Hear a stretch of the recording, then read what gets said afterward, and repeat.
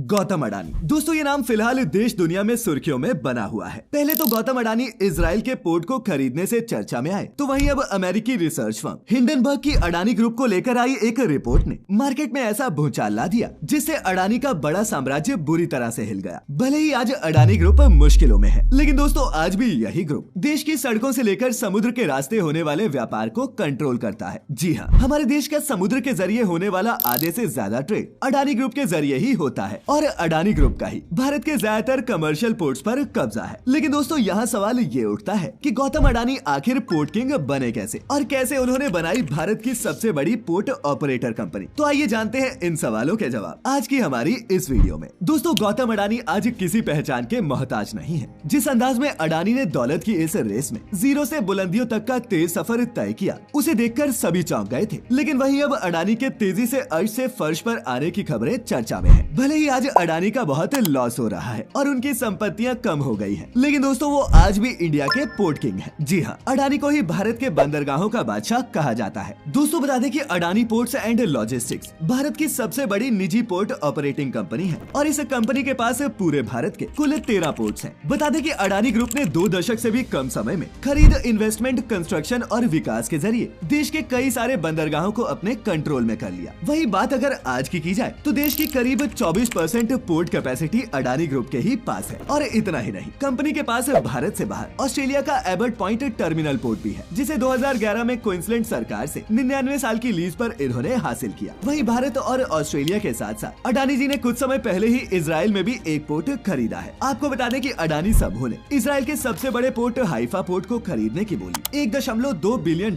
में जीत ली। बता दें कि Adani ports and special economic zone और गैडॉट ग्रुप ने इजराइल के हाइफा पोर्ट की बिडिंग में विनिंग बिड्स लगाई थी। इस कंसोर्टियम में अडानी पोर्ट्स की हिस्सेदारी लगभग 70% है और गैडॉट ग्रुप की 30%। और इस कंसोर्टियम का हाइफा पोर्ट पर साल 2054 तक मालिकाना हक रहेगा। दरअसल दोस्तों इजराइल की सरकार ने साल 2018 में अपने हाइफा पोर्ट को प्राइवेट सेक्टर को सौंपने का फैसला किया। इजराइल की सरकार का इसके पीछे उद्देश्य था कि वो पोर्ट्स को प्राइवेटाइज करके ज्यादा से ज्यादा रेवेन्यू हासिल करना चाहती थी। वहीं जिस तरह से इजराइल की सरकार को अपने पोर्ट को प्राइवेट करके ज्यादा से ज्यादा मुनाफा कमाना था, उसी तरह आपको बता दें कि भारत सरकार का भी यही उद्देश्य होता है कि वो भी अपने बंदरगाहों को प्राइवेट सेक्टर को सौंपकर ज्यादा से ज्यादा मुनाफा कमाए। और इनमें सबसे आगे अडानी जी की कंपनी ही रहती है। अडानी के पोर्ट्स और उनकी कंपनी के बारे में आगे बात करेंगे, लेकिन चलिए उससे पहले ये जानते हैं कि आखिर सरकारें अपने पोर्ट्स को प्राइवेट सेक्टर को देकर पैसे कमाती कैसे हैं। तो दोस्तों भारत में जितने भी बंदरगाह हैं, वो या तो सरकार के कंट्रोल में है या फिर वो पब्लिक प्राइवेट पार्टनरशिप मॉडल या फिर PPP मॉडल के तहत है। अब PPP मॉडल यानी कि पब्लिक प्राइवेट पार्टनरशिप मॉडल, आपको बता दें कि इस मॉडल के तहत जो पोर्ट्स होते हैं वो होते तो सरकार के ही हैं, लेकिन सरकार इन पोर्ट्स को किसी प्राइवेट कंपनी को लीज यानी कि पट्टे पर देती है। और जब ये प्राइवेट कंपनी पोर्ट को ऑपरेट करती है तो सरकार इन कंपनी से पोर्ट्स का किराया लेती है। साथ ही इन पोर्ट्स के जरिए कंपनीज को जो प्रॉफिट होता है, उस प्रॉफिट में से भी सरकार अपनी रॉयल्टी लेती है। और इस तरह से प्राइवेट कंपनी तो कमाती ही है,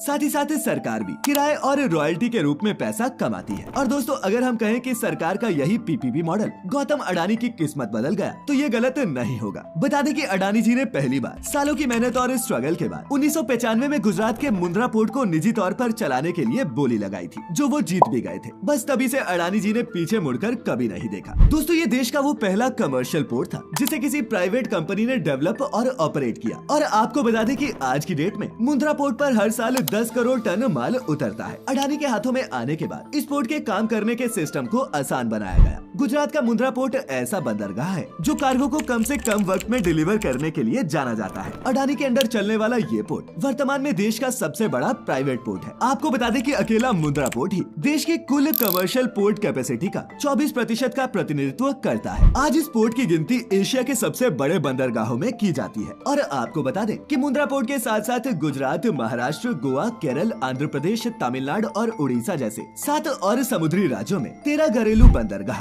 अडानी ग्रुप का हिस्सा है। पिछले साल ही इजराइल के हाइफा पोर्ट के साथ साथ अडानी पोर्ट्स ने आंध्र प्रदेश के गंगावरम पोर्ट में पूरी हिस्सेदारी खरीद ली। इसके अलावा आपको बता दें कि इस कंपनी ने साल 2020 में भारत की सबसे बड़ी port developer Krishnapatnam port company limited यानी कि KPCL को 12,000 करोड़ रुपए में खरीद लिया। और इस डील के पूरा होने के बाद APSEZ के पास KPCL की 75% हिस्सेदारी आ गई। और दोस्तों इन्हीं सब वजहों से अगर आज गौतम अडानी को देश का पोर्ट किंग कहा जाता है तो वो कुछ गलत नहीं, लेकिन अपने पोर्ट के बिजनेस को बढ़ाने और चलाने के लिए अडानी जी ने कई स्ट्रेटेजीज अपनाई। तो चलिए एक एक करके जानते हैं उन स्ट्रेटेजीज के बारे में जिनके बूते ही अडानी ने किया इस मार्केट पर कब्जा। Number 1, diversification and expansion. अब दोस्तों अडानी समूह को बढ़ने में मदद करने वाले मेन फैक्टर्स में बंदरगाह के साथ साथ लॉजिस्टिक्स, एग्री बिजनेस यानी कि कृषि व्यवसाय और एनर्जी जैसे बिजनेस शामिल है। अब चूंकि अडानी ग्रुप का बिजनेस सिर्फ एक सेक्टर में न होकर कई अलग अलग सेक्टर्स में फैला हुआ है, इसीलिए इन सब का फायदा अडानी को अपने पोर्ट बिजनेस में बहुत ही ज्यादा मिला। अब चूंकि अडानी ग्रुप के बिजनेस में लॉजिस्टिक्स भी शामिल है, इसीलिए किसी भी पोर्ट पर माल चढ़ाने या उतारने और वहां से पार्टी तक पहुंचाने में सभी काम इस ग्रुप के जरिए ही होते हैं, जिस वजह से ये सभी काम काफी स्मूथली हो पाते हैं। और इस तरह से अडानी को एक साथ कई बिजनेस में इन्वॉल्व होने की वजह से काफी फायदा भी मिलता है। Number 2, focus on efficiency and technology. वहीं आपको बता दें कि अडानी ग्रुप हमेशा से ही अपने ऑपरेशंस को अच्छा करने और पहले से ज्यादा एफिशिएंट बनाने के लिए टेक्नोलॉजी का इस्तेमाल करता रहा है। इसके साथ ही कंपनी ने अपने बंदरगाहों की ऑटोमेशन और डिजिटाइजेशन में भी काफी ज्यादा इन्वेस्ट किया है, जिससे कि इन पोर्ट्स में आने वाली लागत कम हुई है और प्रोडक्टिविटी बढ़ाने में मदद मिली है। आपको बता दें कि अडानी के पोर्ट्स मॉडर्न टेक्नोलॉजी से लैस है, जैसे कि अडानी ग्रुप के पास स्टैकिंग क्रेन्स और स्ट्रॉन्ग मैनेजमेंट सिस्टम्स हैं, जिनकी वजह से माल की हैंडलिंग और उसे स्टोर करना बहुत आसान हो जाता है। वहीं आपको बता दें कि मॉडर्न टेक्नोलॉजी के चलते ही अडानी के पोर्ट से सामान की डिलीवरी से लेकर उसे चढ़ाने उतारने में बहुत ही कम समय लगता है। साल 2019 की एक रिपोर्ट के मुताबिक मुंद्रा पोर्ट पर कार्गो क्लियरेंस के लिए 0.8 घंटे का समय लगता है, वहीं जबकि बाकी के पोर्ट्स पर यही समय 2 से 3 दिन भी होता है। Number 3, strong government relations. दोस्तों अडानी ग्रुप का भारत सरकार के साथ एक मजबूत रिश्ता है और इसका भी बड़ा फायदा अडानी ग्रुप को मिलता आया है। अडानी जी और सरकार के रिश्तों ने